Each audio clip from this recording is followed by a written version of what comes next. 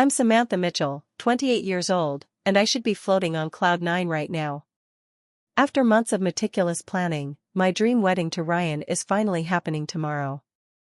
But what should be the most magical night before my big day has turned into a nightmare? My controlling parents have never approved of Ryan's insufficient background, despite pretending otherwise. When my mother handed me that special cup of tea tonight, saying it would calm my nerves, I had no idea it would change everything. Before I share what happened next and how I turned the tables on them, drop a comment letting me know where you're watching from and hit that subscribe button. Trust me, you'll want to see how a bride with nothing left to lose made her manipulative parents tremble. Growing up in the Mitchell family meant living with certain expectations. My parents, Diane and Harold, weren't just wealthy, they were obsessed with status, connections, and appearances. Our sprawling Connecticut estate wasn't a home as much as it was a showcase, a testament to my father's success in investment banking and my mother's prowess at social climbing. From the moment I could understand instructions, I was molded into their perfect daughter. Piano lessons, etiquette classes, horse riding, French tutoring, my childhood wasn't my own. Every aspect of my life was carefully curated to fit their vision. My mother would often say, "Samantha, everything we do is for your future. One day you'll thank us." When it came time for college, there was no discussion about my interests. My father had decided Harvard Business School was the only acceptable path. "The connections you'll make there will set you up for life," he insisted, dismissing my interest in art history as a hobby, not a career. I complied, as I always did, earning my degree with honors while secretly taking art courses on the side. After graduation, I was promptly installed in my father's firm. My opinions were valued only when they aligned with his. My mother, meanwhile, began parading eligible bachelors in front of me, all sons of their friends, all from appropriate backgrounds, all as dull and status-obsessed as my parents. Then I met Ryan Cooper. He wasn't supposed to be in my world. We literally collided in a coffee shop near my office, him rushing to his job as a high school history teacher, me escaping for a rare moment of peace. My coffee spilled all over his lesson plans, and instead of being angry, he laughed and said, "Well, now my students will really believe the Boston Tea Party was dramatic." Ryan came from a working-class family in South Boston. His father was a construction worker, his mother a nurse. He'd worked his way through state college and genuinely loved teaching history to teenagers, something my parents later dismissed as babysitting other people's children for pennies. But to me, Ryan was a revelation. He was passionate about what he did. He asked questions and actually listened to my answers. He didn't care about networking or social climbing or what car I drove.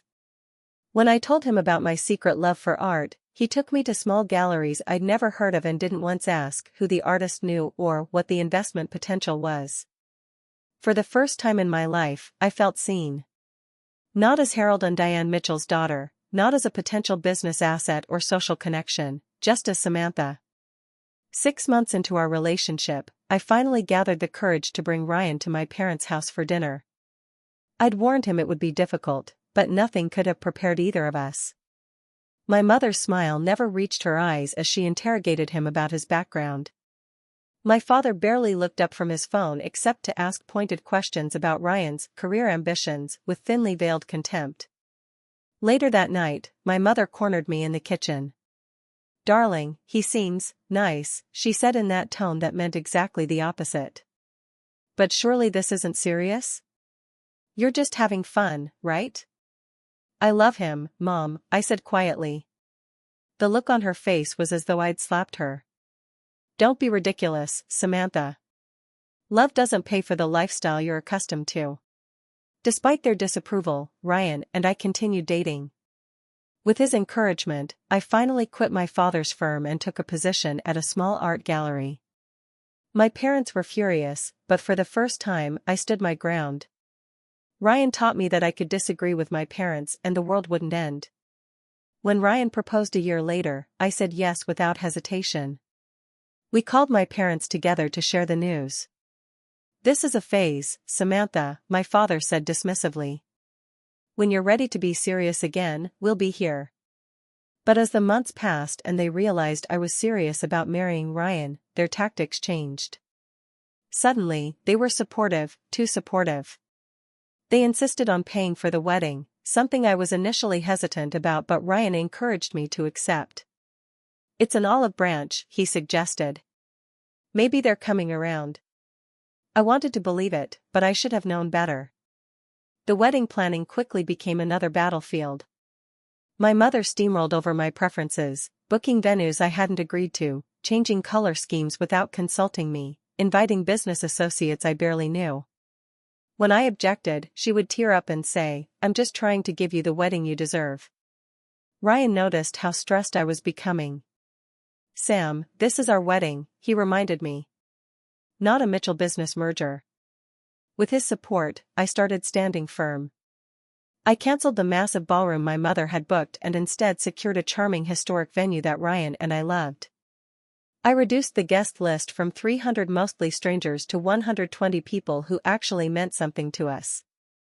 I chose wildflowers instead of the elaborate imported arrangements my mother had ordered. Each change was met with emotional manipulation. "After all we've done for you," my father would say. "This is how you repay us?" 2 months before the wedding, they played their final card. During Sunday dinner, my father slid a document across the table. "What's this?" I asked. "A reality check," he replied. "If you go through with marrying this teacher, you're on your own. No more financial support, no trust fund, no inheritance. Your choice." I looked at the paper, then back at my parents' smug faces. They were so certain I would cave. Status and money were everything to them, so surely they would be everything to me too. I tore the document in half. "I choose Ryan," I said, standing up. "I choose happiness." My mother's face contorted with rage. "You ungrateful child. You'll come crawling back when you're living in some tiny apartment, clipping coupons." As the wedding date approached, communications with my parents became coldly formal. They were still paying for everything, their last hold on control, but delegation to wedding planners and assistants meant minimal direct contact. Still, I harbored a small hope that by the wedding day, they would see how happy Ryan made me and finally accept him. How naive I was. The traditional night before dinner wasn't my idea. Grace, our wedding planner, mentioned it was customary for the bride to spend the last night at her parents' home, and my mother immediately seized on it. "Of course Samantha will stay here," she told Grace, not even looking at me for confirmation. "It's tradition." I wanted to object, but Ryan squeezed my hand under the table. "It's just one night," he whispered. "Tomorrow you'll be Mrs. Cooper and we'll start our life together." So here I was, back in my childhood home, seated at the formal dining table that had been the site of so many tense family dinners. The massive chandelier cast elegant shadows across the heirloom china and sterling silver that my mother only used for special occasions. The room felt suffocating, like everything in it, including me, was just for display. What struck me immediately was my parents' behavior. They were being nice. Not just polite, but uncharacteristically accommodating. My father asked about Ryan's new coaching position at school without a single snide comment. My mother actually complimented my choice of wedding flowers. "The wildflowers will look charming," she said, only a slight hesitation betraying her true feelings. I should have recognized the danger signs. My parents were never pleasant unless they wanted something. After dinner, my mother insisted on a special mother-daughter moment in the kitchen while my father took a business call. "I prepared a special calming tea," she said, pulling out one of her expensive porcelain teapots. "An old family recipe. It will help with wedding jitters and give you a beautiful glow tomorrow." The tea had a slightly bitter aftertaste that the honey couldn't quite mask. When I commented on it, my mother waved dismissively. "It's the special herbs. Very good for the complexion." Within 20 minutes, the room began to tilt. My eyelids felt impossibly heavy, and my limbs seemed disconnected from my brain. "Mom," I slurred, "I don't feel right." "You're just tired, sweetheart," she replied, her voice sounding distant and echoing. Let's get you to bed. Big day tomorrow. I remember her helping me upstairs, my father joining to support my other side.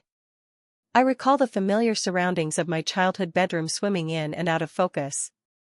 The last thing I remember clearly was my mother's voice, sickly sweet, saying, "Sleep well, Samantha. Everything will be different in the morning."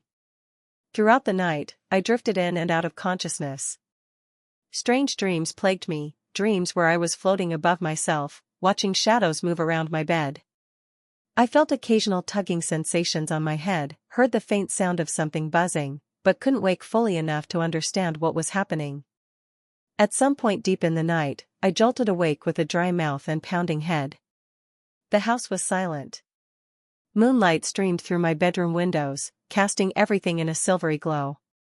Something felt wrong. Different. The air felt cool against my head in a way I'd never experienced. I reached up groggily, expecting to touch my long brown hair. My hand met bare skin. Confused, I touched again. Smooth skin. Short, bristly patches. My heart began racing as my fingers frantically explored my head, hoping to find this was just a strange dream. But it wasn't. I stumbled to the bathroom attached to my childhood bedroom, flicked on the harsh fluorescent lights, and faced the mirror. A stranger stared back at me. My hair, my long, thick brown hair that Ryan loved to run his fingers through, was gone. Completely gone. My head had been shaved nearly to the scalp, with only uneven patches of stubble remaining. The job wasn't even done well, there were nicks and cuts, some still crusted with blood. I couldn't process what I was seeing. My hands shook as they explored this foreign landscape that was now my head. A strangled sound escaped my throat, not quite a scream, something more primal. That's when I noticed the note propped against the bathroom sink. In my mother's elegant handwriting. "No decent man will marry you looking like this. Call us when you're ready to cancel this farce of a wedding. We'll help you save face with an appropriate explanation." The floor seemed to tilt beneath my feet. I sank down onto the cold tile, clutching the note, unable to breathe properly. My wedding was in 9 hours. My head was shaved. My own parents had drugged me and done this. Tears streamed down my face as the magnitude of their betrayal hit me. This wasn't just controlling behavior or manipulation, this was assault. They had drugged me. They had violated me while I was unconscious. All to stop me from marrying the man I loved. I curled into a ball on the bathroom floor, sobs racking my body. In those moments of raw despair, I saw exactly what my parents expected would happen next. I would be too humiliated to show up at my own wedding. I would hide away. I would call Ryan, heartbroken, and postpone everything. And eventually, broken and ashamed, I would return to my parents' control. For several minutes, I surrendered to the pain, letting waves of anguish wash over me. Then, from somewhere deep inside, a different feeling began to emerge. Rage. Pure, clarifying rage. I stood up shakily and looked at myself again in the mirror. Beyond the shock of my shaved head, I saw something in my eyes I'd never seen before. Determination. My parents had played their final card. They had done their absolute worst. And they were about to learn they had made a terrible mistake. The digital clock on my nightstand read 4:37 a.m. My hands were still shaking, but now with purpose rather than shock. I grabbed my phone and made 2 calls. First, to Jessica Warren, my best friend since college and the only person who truly understood the toxic dynamics of my family. "Jess," I said the moment she answered, my voice surprisingly steady. "I need you. It's an emergency." To her credit, Jessica didn't bombard me with questions. "I'm on my way," she said immediately. 20 minutes. Next, I called my Aunt Elaine, my father's younger sister and the black sheep of the family.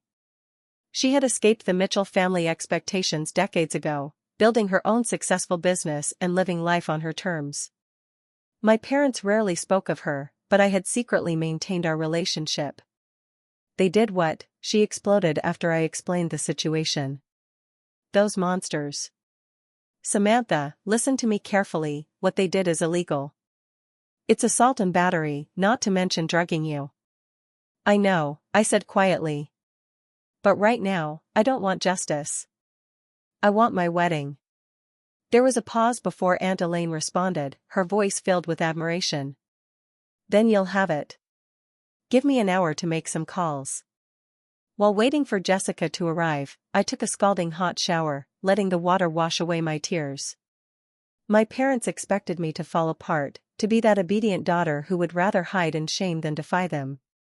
But something had broken permanently inside me. Or perhaps something had finally been set free. By the time Jessica arrived, I had packed my things and was sitting calmly on the edge of the bed. Her eyes widened when she saw my shaved head, but to her eternal credit, she didn't gasp or show pity.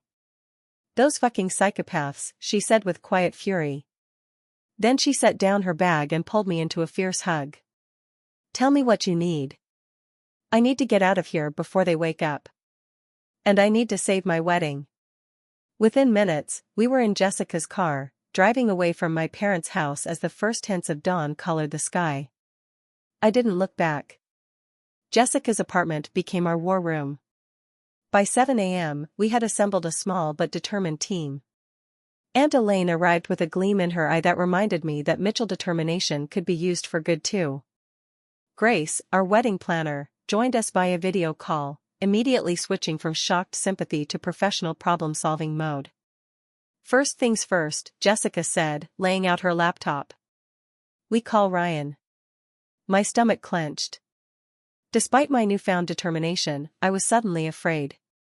What if Ryan's love had limits? What if this was too much? With trembling fingers, I made the call on speaker. When Ryan's face appeared on screen, I watched his expression shift from sleepy happiness to confusion to shock. For a terrible moment, he said nothing. Say something, I whispered. Sam, he finally said, his voice thick with emotion. Who did this to you? I told him everything, the drugged tea, waking up, the note. With each word, I watched his expression darken with fury. But when I finished, what he said surprised me. Your parents thought this would stop us? A slow smile spread across his face. They have no idea who they're dealing with. My beautiful, strong Samantha, I would marry you if you had no hair, green hair, or decided to never have hair again. I love you. Relief flooded through me, along with a renewed sense of purpose. So we're still getting married today? I confirmed. Absolutely, Ryan said firmly. In fact, now more than ever.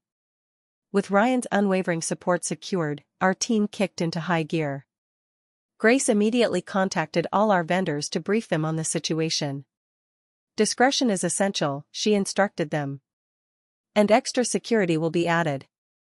Jessica started working her social media magic.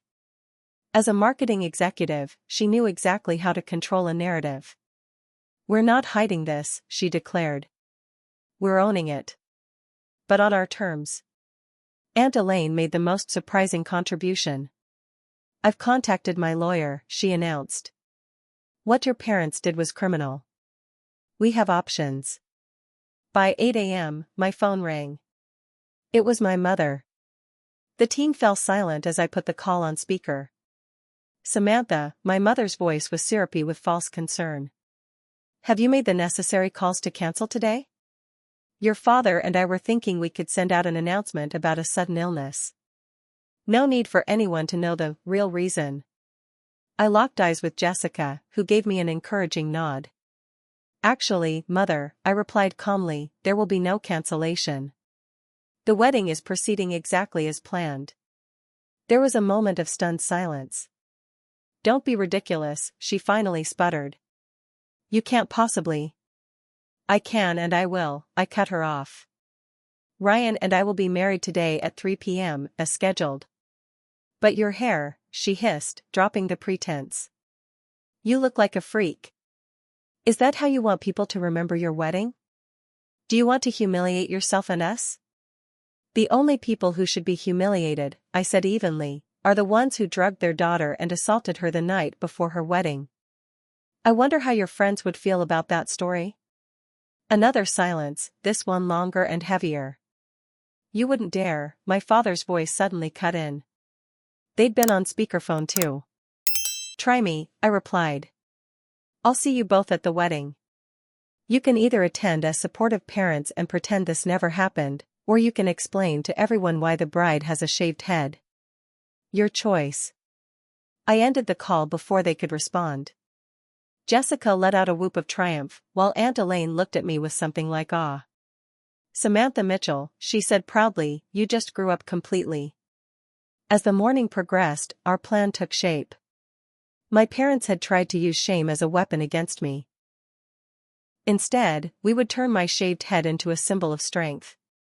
Marcus, the hairstylist Jessica had urgently contacted, arrived just before 9 a.m. Rather than showing dismay at my uneven stubble, he circled me with professional interest. We have two options, he said finally. We can try to find a wig that matches your original hair. No, I interrupted. No hiding. Marcus smiled. I was hoping you'd say that. Option 2 is we embrace this. Clean up the unevenness, add some subtle designs perhaps, and make it a deliberate statement. Do it, I said without hesitation. As Marcus worked his magic, Jessica's phone began buzzing constantly. What's happening? I asked. She turned her screen to show me. She had posted a carefully crafted message about a bride overcoming sabotage, along with a shadowy photo that hinted at but didn't fully reveal my new look. The post was exploding with supportive comments and shares. We're trending locally, she said with satisfaction.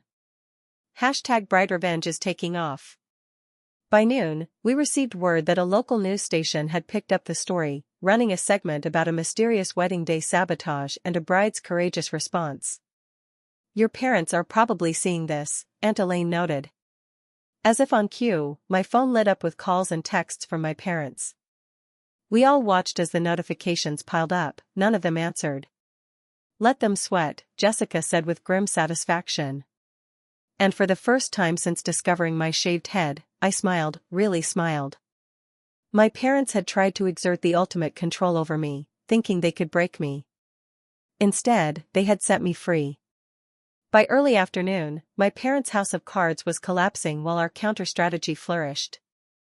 Their attempt to force me into hiding had instead thrust me into a spotlight of my own creation. And in that spotlight, I was determined to shine. Jessica's apartment had transformed into a bridal preparation studio. Marcus had worked wonders with what little hair I had left. After evening out the patchy hack job my parents had done, he had created subtle, elegant designs along the sides of my head, barely noticeable swirls that caught the light when I turned. It's called scalp artistry, he explained as he worked. Usually it's more prominent, but we're going for elegant sophistication here, not rebellion. Though there's certainly nothing wrong with rebellion, he added with a wink.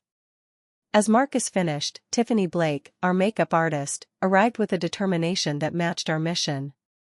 I've been briefed, she said, setting down her extensive kit. And I've been thinking about this all morning. We're going to emphasize your bone structure, which is gorgeous, by the way, and create a look that's both dramatic and undeniably bridal.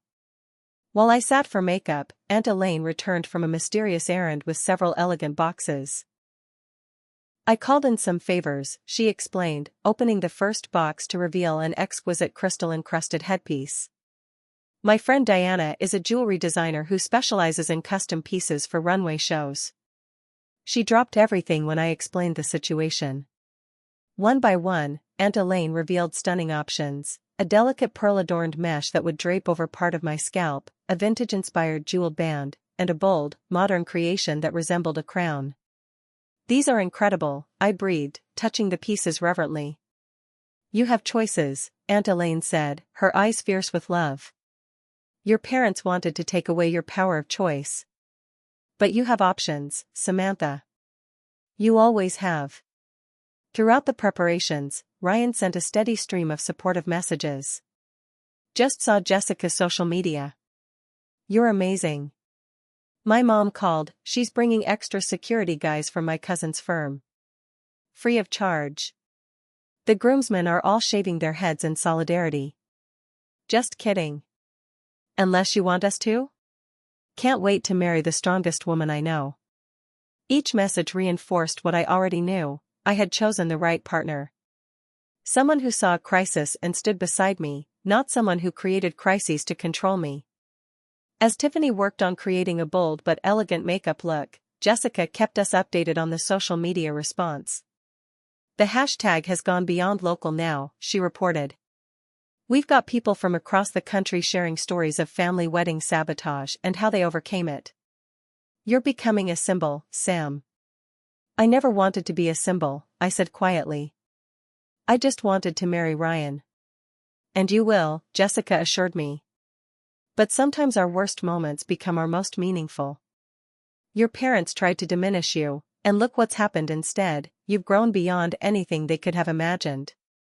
By mid-afternoon, the transformation was complete. I stood before the full-length mirror in Jessica's bedroom, hardly recognizing myself, but in the best possible way. My shaved head, now artfully finished, highlighted my features in ways my long hair never had. My eyes looked bigger, my cheekbones more defined. Tiffany had created a makeup look that was boldly feminine, with dramatic eyes and a perfect red lip, while Marcus had added just enough edge to make it clear this was no accident or tragedy, but a deliberate choice. The headpiece we'd selected, the crown-like modern piece, sat perfectly, making me look like a warrior queen rather than a victim. "Holy shit," Jessica whispered, standing behind me. "You look incredible." Grace, who had returned from the venue, was blinking back tears. "I've been planning weddings for 10 years, she said. "I've never seen a more stunning bride." Even as they spoke, I knew they weren't just trying to make me feel better. I really did look beautiful, not despite the shaved head, but somehow because of it. It was as if losing my hair had forced me to find my true self. My wedding dress, a sleek, modern column with architectural details, which had been delivered earlier, now seemed designed for this exact look. What might have been a disconnect with my original long-haired appearance was now a perfect complement to my bold new style. While the final touches were being added, Jessica took a series of photographs that captured my transformation without revealing the complete look. "We're saving the full reveal for the ceremony," she explained. "But these teaser shots will keep the momentum going." She posted a close-up of just my eyes with the jeweled headpiece visible, another of my profile in shadow, and a third of my hand holding the note my mother had left, with the most damning parts visible. The response was immediate and overwhelming. Supportive comments flooded in, along with shares of the posts. "Stand strong, mystery bride. Whoever tried to ruin your day failed spectacularly. Can't wait to see the full reveal, already know you look stunning." But the most surprising development came when Grace received a call from the venue. "You're not going to believe this," she said after hanging up. "There are people gathering outside the venue. Supporters. They're bringing flowers and signs. The local news is there too." I felt a sudden wave of emotion. People I don't even know. "That's what happens when a story touches people," Aunt Elaine explained gently. "Everyone has experienced control and manipulation in some form. You're showing them it's possible to stand up and say no more."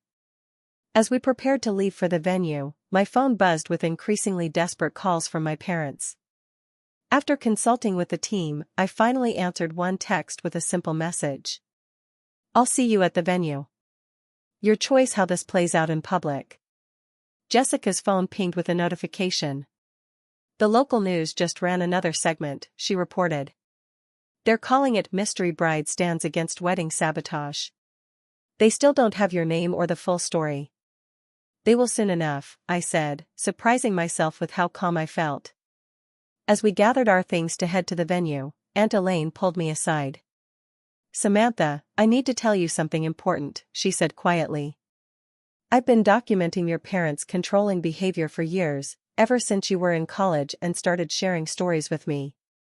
I have dates, incidents, patterns. What they did last night wasn't isolated, it was the culmination of a lifetime of control." I stared at her, not quite understanding. "Why are you telling me this now?" Because you have options beyond just getting through today, she explained. What they did was criminal assault. My lawyer friend is at the venue.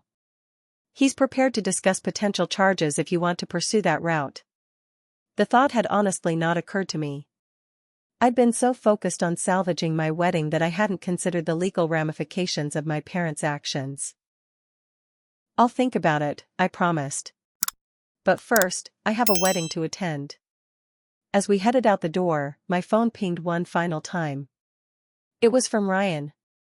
Whatever happens today, remember this, they wanted to break you. Instead, they set you free.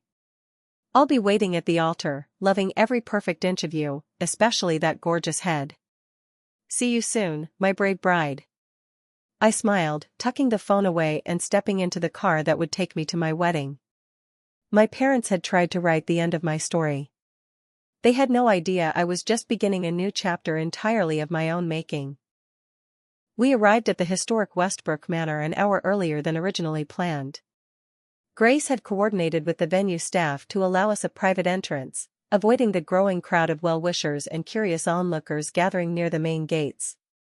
As our car pulled around to the service entrance, I caught glimpses of people holding signs, "Stand Strong, Brave Bride," and "Love Wins" among them. The sight brought unexpected tears to my eyes.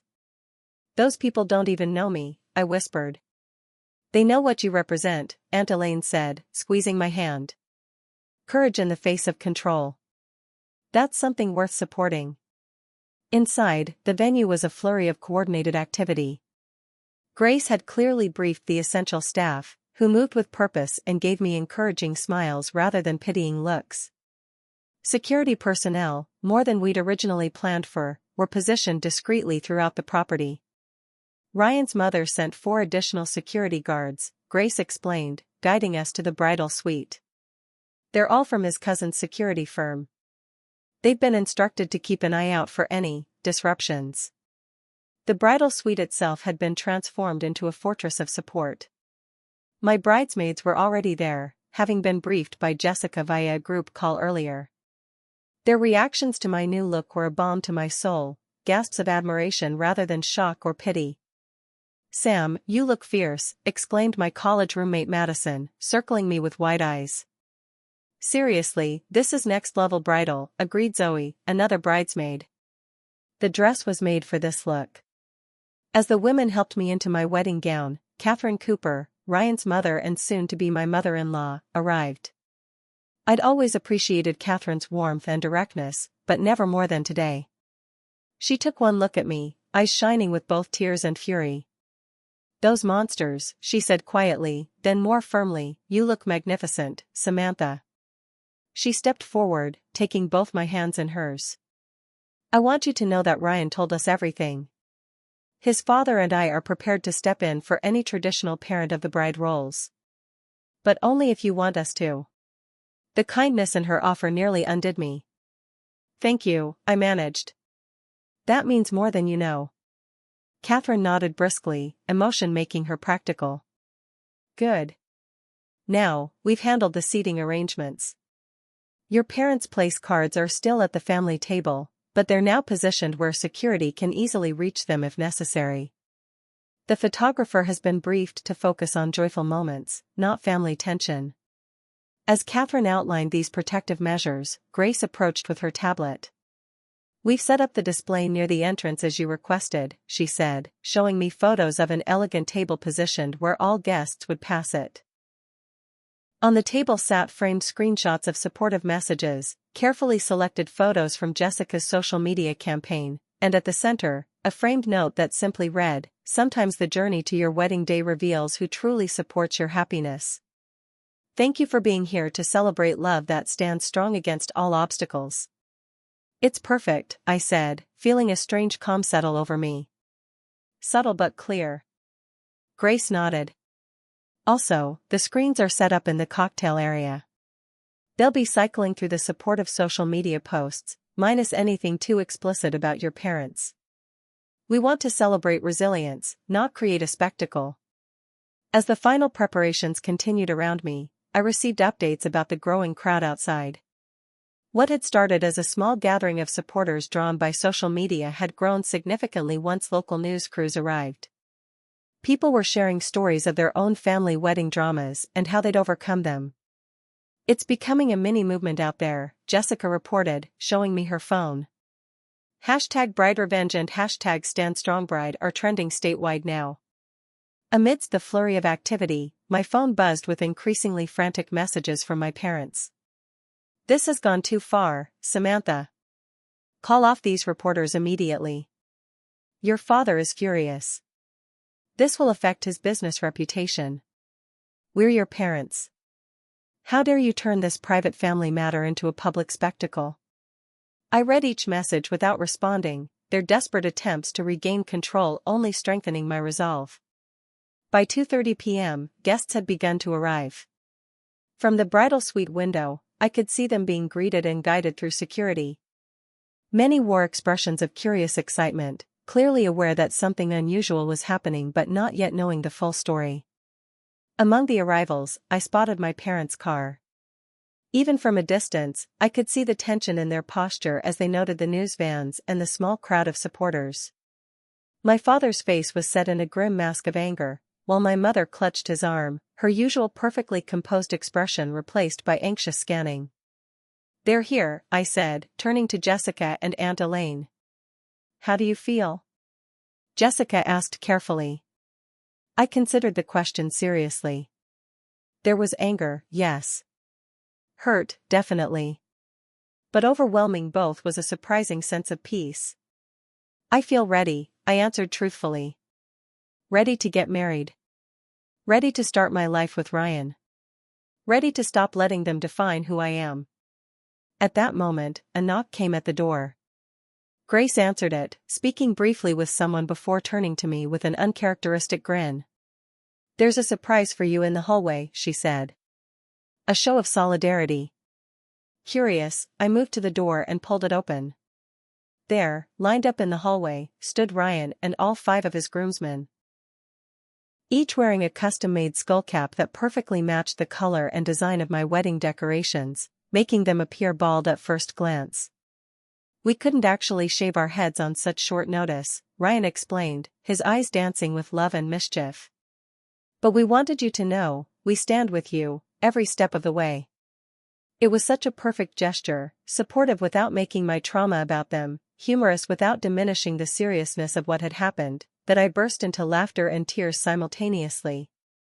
As I hugged Ryan, carefully, to avoid smudging my makeup, I caught sight of my reflection in the hallway mirror. With my elegant gown, my artfully finished shaved head, and my eyes bright with purpose rather than dimmed by shame, I looked nothing like the dutiful daughter my parents had tried to create. I looked like myself, perhaps for the first time. "It's almost time," Grace called gently, checking her watch. "Guests are seated. The ceremony starts in 20 minutes. I took a deep breath and nodded. "Let's get married." As the bridal party made final adjustments, I knew that beyond the doors of the suite waited not just my wedding, but a confrontation years in the making. My parents were about to learn that their worst fear had come true. They had lost control of me completely. And I was about to show them, and everyone present, exactly who Samantha Mitchell had become. The traditional wedding march began to play as I stood just outside the ceremony space, Aunt Elaine beside me. We had decided she would walk me down the aisle, a role my father had effectively forfeited. "Ready?" she whispered. I nodded, feeling surprisingly calm. Through the partially open doors, I could see the assembled guests seated in neat rows, the rustic elegance of the venue enhanced by the wildflowers I'd insisted on. At the altar stood Ryan, handsome in his tuxedo and symbolic skullcap, his eyes already searching the doorway for me. "Remember," Aunt Elaine said quietly, "this day is about you and Ryan. Not them." With one final deep breath, I signaled to the coordinator. The doors opened fully, and the music swelled. The collective gasp was audible as I stepped into view. For a suspended moment, the room seemed frozen in a tableau of shock and admiration. Then, as Aunt Elaine and I took our first steps down the aisle, something extraordinary happened. The guests began to stand, not just for the traditional bride's entrance, but in a deliberate wave of support. Many were people I'd never met, friends of Ryan's family, distant acquaintances, plus ones, yet they rose, some with tears in their eyes, others with determined smiles. Jessica had positioned herself perfectly to capture my parents' reaction. Seated in the front row, they had clearly expected me to appear either in a wig or somehow magically rehaired. My mother's face drained of color at the sight of me, her hand flying to her throat in horror. My father sat rigid, his expression a battleground between fury and the dawning realization that his plan had catastrophically backfired. But I barely spared them a glance. My eyes were locked on Ryan, whose face reflected everything I needed in that moment: love, pride, and absolute certainty. When I reached the altar and Aunt Elaine placed my hand in Ryan's, he leaned in and whispered, "You are magnificent." The officiant, an old friend of Ryan's who had been briefed on the situation, began with words that set the tone perfectly. "We gathered today to celebrate not just the union of Samantha and Ryan, but the triumph of love over adversity, of personal choice over others' expectations. These two have already faced challenges that would test any relationship, and they stand before us stronger for it." As we moved through the ceremony, I was acutely aware of my parents sitting stiffly in the front row, their discomfort radiating like heat. My mother dabbed repeatedly at dry eyes, putting on a show of maternal emotion that fooled no one. My father stared stonily ahead, his jaw working as if physically restraining his rage. When it came time for our vows, Ryan and I had made last-minute revisions that morning. Ryan went first. "Samantha, I promise to stand with you against anyone or anything that would diminish you. I promise to see you, truly see you, for exactly who you are, not who anyone else wants you to be.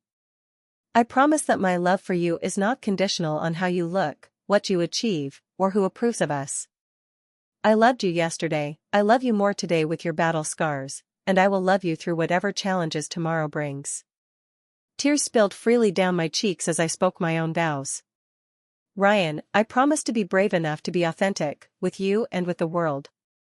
I promise that the woman standing before you today is the real me, not a version crafted to please others. I promise to remember that love is not control, love is not ownership, love is freedom and support. I choose you freely, completely, and with my whole heart."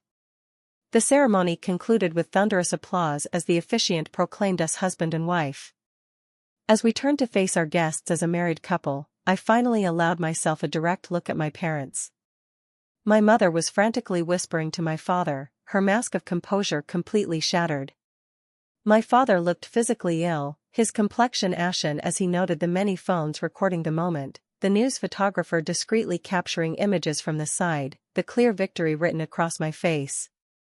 We proceeded down the aisle through a gauntlet of cheers and supportive touches.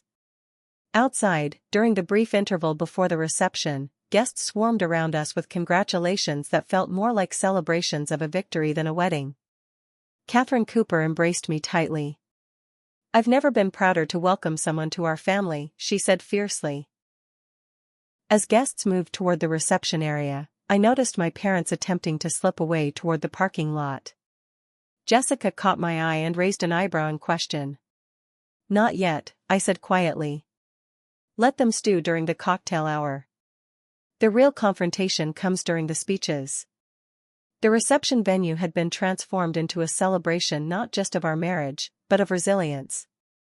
The tables were adorned with wildflowers and small cards featuring quotes about courage and authenticity. The screens we had set up played a tasteful montage of supportive messages, now interspersed with photos from the ceremony that Jessica had already uploaded. My parents slipped in just as everyone was being seated for dinner, clearly hoping to minimize their exposure. They had chosen to stay, likely calculating that their absence would generate even more damaging gossip than their presence. After the first course was served, it was time for the speeches. Traditionally, the father of the bride would speak first, but we had revised the program. Ryan's best man gave a heartfelt toast, followed by Jessica as my maid of honor, who masterfully balanced celebration with subtle references to those who support true love versus those who try to control it. Then I stood, signaling for attention. The room fell silent. "Ryan and I want to thank you all for being here today," I began, my voice steady. "Your presence means more than you know. A wedding should be surrounded by people who genuinely support the couple's happiness, people who understand that love is about lifting each other up, not tearing each other down. I paused, feeling Ryan's reassuring hand on mine. Many of you have noticed my rather dramatic change in appearance. Some of you have heard rumors. I believe in transparency, so I want to share what actually happened. The tension in the room was palpable as I continued. Last night, after accepting what I was told was a calming tea from my mother, I was drugged unconscious. While I was unable to consent or resist, my head was shaved against my will. Gasps and murmurs spread through the room. All eyes darted between me and my parents, who seemed to physically shrink in their seats. I woke to find this note. I held up my mother's handwriting, now enlarged and displayed on the screens around the room. No decent man will marry you looking like this. The murmurs turned to sounds of outrage. They believed that by destroying my appearance, they would force me to cancel this wedding. They believed their control over me was so complete that I would rather hide in shame than defy them. I straightened my shoulders. They were wrong. I looked directly at my parents for the first time. What happened to me last night wasn't just a family disagreement. It was assault. It was battery. It was a criminal act. My father half rose from his seat, but a firm hand on his shoulder, from Ryan's uncle, a retired police officer, kept him in place. I have been advised that I have grounds to press charges, I continued calmly. And to ensure this is clear, I have evidence. The drugging has been confirmed by blood tests taken early this morning. The note exists. And Aunt Elaine has been documenting the pattern of control and emotional abuse for years. I let that sink in for a moment. But today is not about punishment. It's about boundaries. I addressed my parents directly now. From this day forward, you have a choice. You can accept that I am an adult woman who makes her own decisions. You can respect my husband, my choices, and my autonomy. Or you can have no place in my life.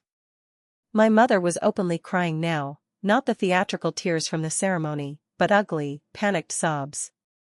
If you choose to be parents rather than controllers, there will be conditions. Therapy, for yourselves and with me. Genuine apologies. And a complete acceptance that threats, manipulation, and certainly physical assault will never be tolerated again. The room was so silent you could hear the ice shifting in water glasses. The choice is yours, I concluded. But understand this, you no longer have power over me. You cannot shame me. You cannot control me. And you cannot stop me from being happy. With that, I turned back to the wider audience, my voice softening. To everyone else here, thank you for showing me what real support looks like. Ryan and I are so grateful to be surrounded by people who understand that love is not possession, love is not control. Love is freedom. And today, I am finally free. The room erupted in applause and cheers. Through tear-blurred vision, I saw my parents attempting to leave, only to find their way temporarily blocked by guests standing for the ovation. For a moment, my father and I locked eyes across the room. In his face, I saw something I'd never witnessed before, fear. Not of legal consequences, but of irrelevance. In that moment, he understood that his most powerful weapon, my desire for his approval, was gone forever. As security discreetly helped my parents exit, Ryan stood and took the microphone.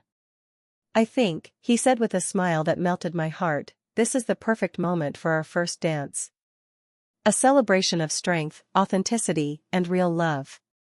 As Ryan led me to the dance floor and the band began to play, the weight of decades of control seemed to lift from my shoulders.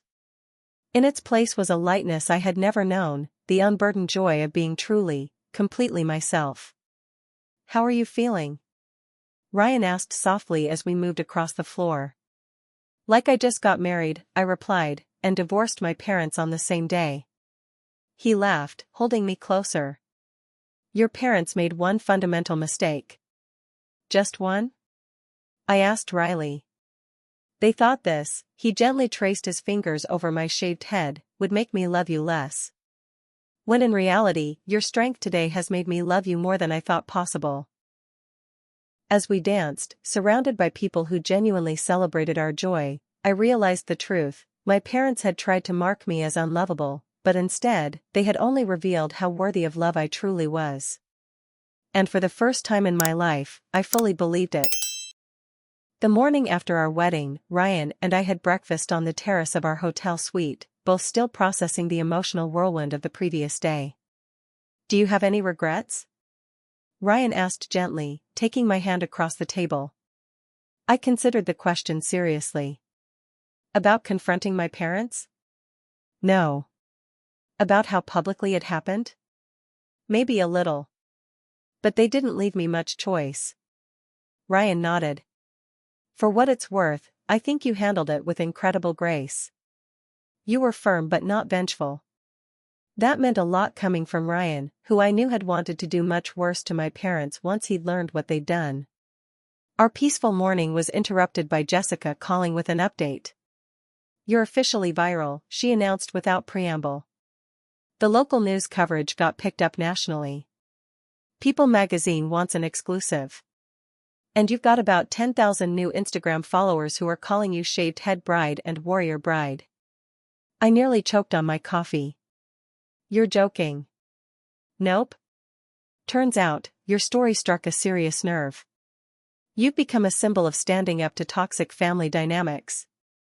After talking through the implications with Ryan, we decided to do one carefully managed interview with a journalist Jessica trusted.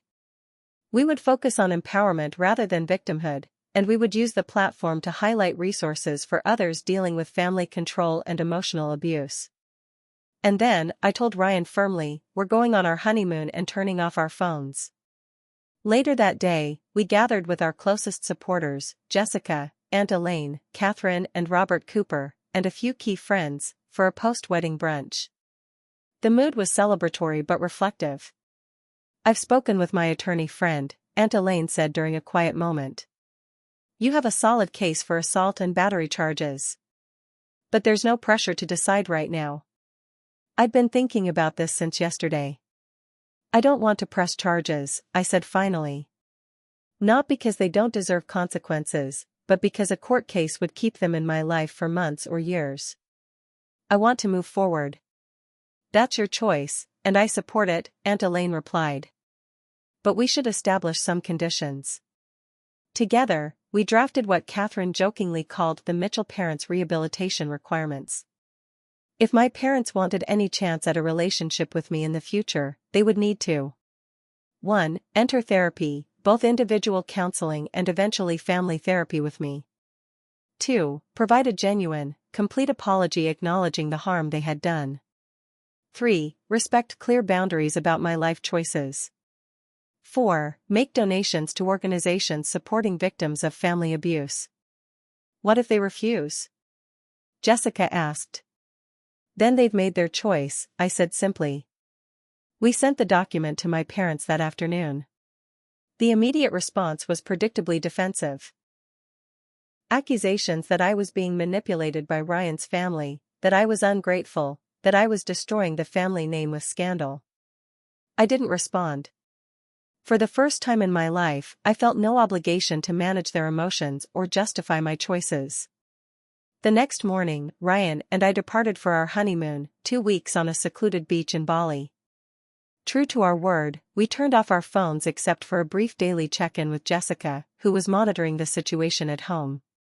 Away from the drama and public attention, we found space to simply be newlyweds. My hair began to grow back, just stubble at first, then a pixie-like covering that Ryan loved to run his hands over.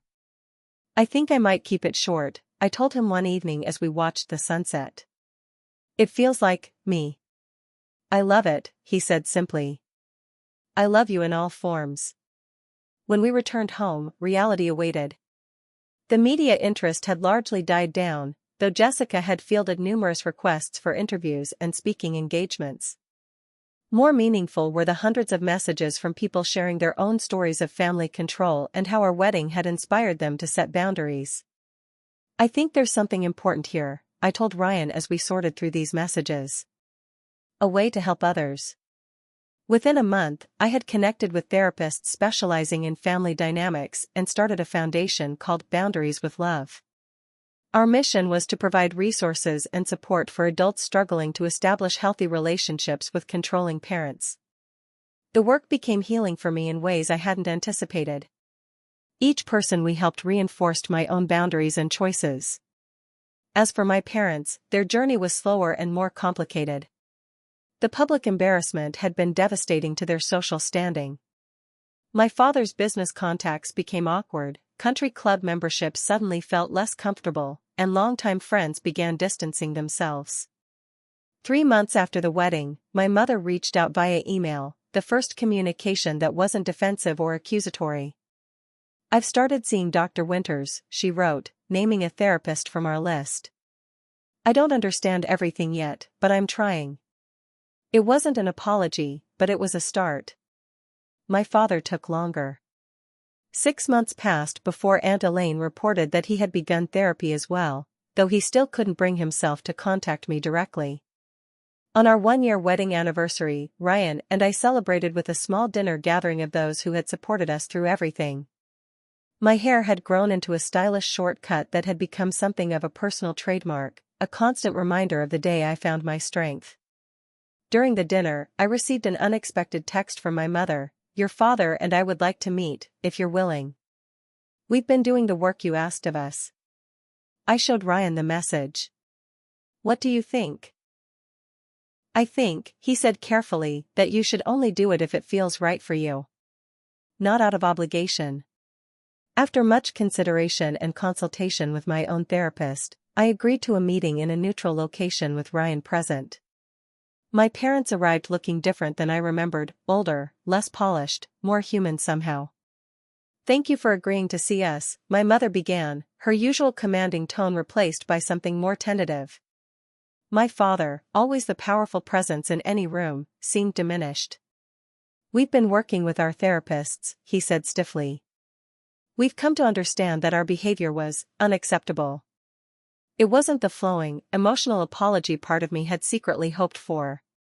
But there was something genuine in their discomfort, in their willingness to sit with the dissonance between who they thought they were and what they had done. "This is just a first step," I told them. "Rebuilding trust will take time." "We understand," my mother said, and I thought perhaps she did, at least partly. As we left the meeting, Ryan squeezed my hand. "You okay?" I considered the question. "I think so. It's strange, a year ago, all I wanted was their approval. Now, I'm the one deciding if they meet my standards." He smiled. "That's what healthy boundaries look like." The reconciliation process with my parents continued slowly, with steps forward and back. Some family gatherings remained tense, some therapy sessions ended in tears. But gradually, a new type of relationship began to form, one based on mutual respect rather than control and obedience. My foundation grew, reaching thousands of people struggling with similar issues. I received speaking invitations from universities and mental health organizations. My story, our story, had touched something universal about family, autonomy, and the courage to define oneself. 2 years after our wedding, I was invited to give a keynote address at a conference on family dynamics. As I prepared my remarks, I reflected on the journey. When my parents drugged me and shaved my head the night before my wedding, I wrote, they intended it as the ultimate act of control. They believed that by attacking my appearance, they could force me to comply with their wishes. What they didn't understand was that true beauty and true strength come from authenticity, not conformity. Sometimes the most painful moments in our lives become our most powerful. Sometimes losing something, whether it's hair, or approval, or the fantasy of perfect parents, leads us to find something more valuable, our voice, our boundaries, our true selves. I stand before you today not as a victim of a terrible wedding disaster, but as a woman who discovered her power in the midst of crisis. My head has more hair now, but the lessons of that shaved head remain. No one can define me but me. No one can determine my worth but me. And no one can shave away my dignity, my strength, or my capacity to love. As I practiced these words in front of my mirror, I caught Ryan watching me from the doorway, his eyes filled with pride and love. "What do you think?" I asked. "I think," he said, coming to stand behind me, "both of us reflected in the mirror, that your parents tried to break you, but instead, they helped reveal who you truly are. And who you are, Samantha Cooper, is magnificent." Looking at our reflection, my confident stance, my expressive eyes no longer seeking approval, the short hair that had become a symbol of my liberation, I knew he was right. My parents' attempt to control me had failed spectacularly. Instead of forcing me back into their mold, they had inadvertently set me free. Their betrayal had become my breakthrough. Their cruelty had revealed my courage. And in losing what I thought I needed from them, I had gained something infinitely more valuable, myself. What's your story of standing up to controlling behavior? Have you ever had to set difficult boundaries with family members? I'd love to hear your experiences in the comments below. Don't forget to like and subscribe if this resonated with you, and share with someone who might need to hear that they too have the strength to stand up for themselves. Thank you for being part of this journey, and remember, your worth is never determined by others' approval. It comes from within.